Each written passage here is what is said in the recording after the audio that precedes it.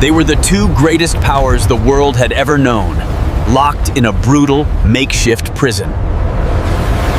Bound by chains designed to hold mountains, their fury simmered, barely contained.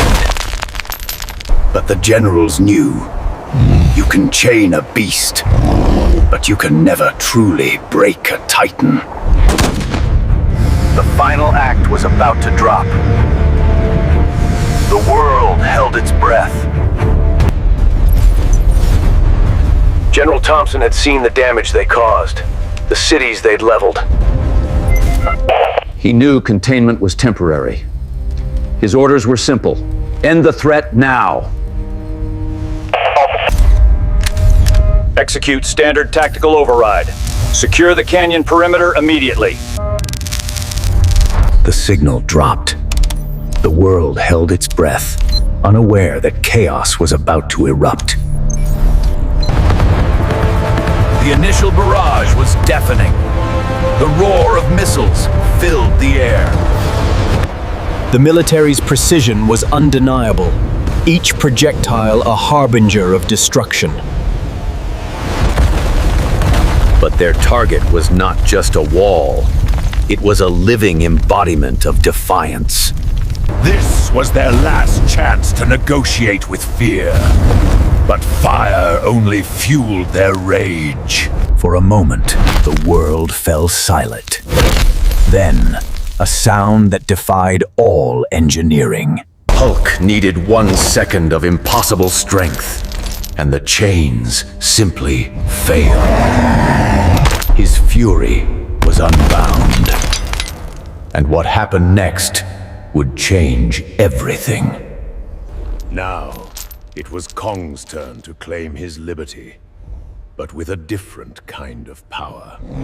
The twist wasn't strength, it was strategy. Kong wielded the prison against itself. He used the very symbol of his imprisonment to secure his own freedom. Two titans, two different minds, but now sharing one goal: absolute destruction.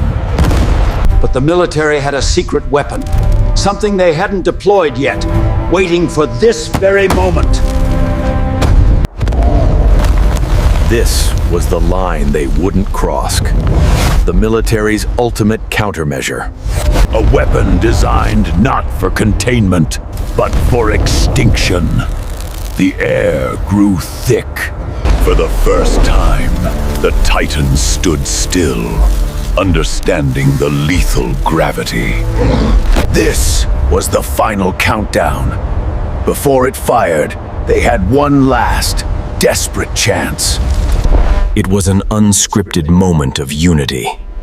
Hulk, the shield, leaped toward destiny.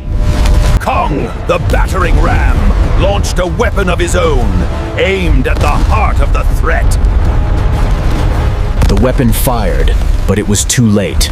The cost was high, the impact absolute. In a blinding flash of light, the fortress, the cannon, and the general's last hope were reduced to dust. The war was won, but the Freedom was fragile. They walked away, not as enemies, but as symbols of uncontrolled power.